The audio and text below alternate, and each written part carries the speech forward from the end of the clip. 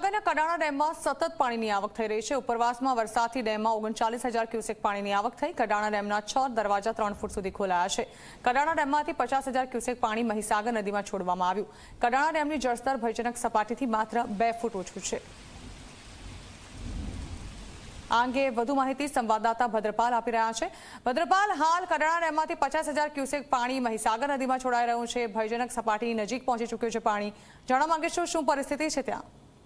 જી બિલકુલ થી ઝરના ખાસ કરીને વાત કરીએ તો હવામાન વિભાગની આગાહીને લઈને સમગ્ર રાજ્યમાં તેમજ જે ઉપરવાસમાં મધ્યપ્રદેશમાં જે વરસાદ છે તે વરસી રહ્યો છે, જેને લઈને કડાણા ડેમમાં પાણીની આવકમાં સતત ધરખમ વધારો છે તે જોવા મળી રહ્યો છે।